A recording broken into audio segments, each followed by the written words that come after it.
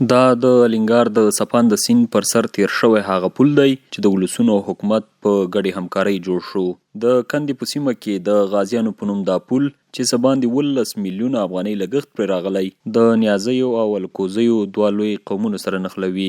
په دغه پل باندې تقریبا 80,000 نفوس مرور او عبور کې تګ راتګ ورباندې کوي. دغه پل باندې تقریبا 14 میلیونه افغانۍ لګښت د قوم لخوا راغلی ده چې قوم خپل تعاون کړی، مالي همکاري کړې او 3 میلیونه او 3 لکه او 15,500 افغانۍ ده په ادامي وزارت په دغه برخه کې موږ سره همکاري کړې ده. دغه پل تقریبا 18 متره طول لري او 8 متره عرض لري. په لنډ او کم وخت کې خپل هدف ته رسیدل د یادې سیمې د هر اوسیدونکي یو ارمان و چې پوره شو، خو له حکومته غواړي چې د پل په مسیر د سړک د پاتې کارونو په بشپړېدو کې ورسره همکاري وکړي.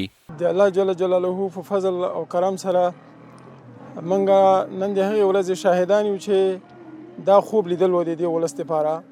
دغه د ولس اتحاد او اتفاق نتیجه ده چې نن موږ او تاسې د الینګار ولسوالۍ د غازیانو د پله د افتتاح شاهدان یو. د ولسونو په مرسته، د دولت په مرسته، د مؤسسو په مرسته دغه پل او دا سړکونه موږ ته جوړ کړل، له خاورو هغه نه خلاص وو.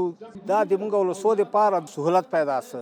اکثره داسې ویره شته ده چې دا سنګره سیلاو چې کله د رود کې راشي دا سړک تخریب کړي، نو موږ اضافي له خپله عمارت نه غواړو چې دې ته بنیادي دیوالونه ووهي او په اساسي شکل باندې له 1 کیلومتر خام پاتې ده چې دغه هم پوخ کړي. په ورته وخت کې د لغمان والي په خپلو خبرو کې وویل هڅه کوو څو د دې ولایت اوسیدونکو لپاره په بېلابېلو برخو کې پروژې عملي کړو.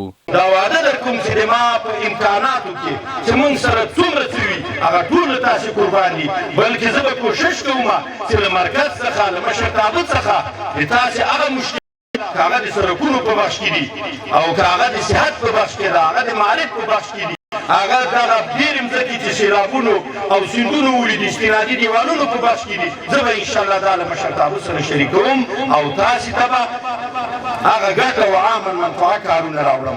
که څه هم له دې وړاندې د سیمې اوسیدونکو له همدې کیبلي پل څخه د تګ راتګ لپاره استفاده کوله چې په اوس کې تر ډېره ویجاړ شوی هم و، خو د نوي پل په جوړېدو سره به په اوس کې دوی له همدې پل څخه استفاده کوي.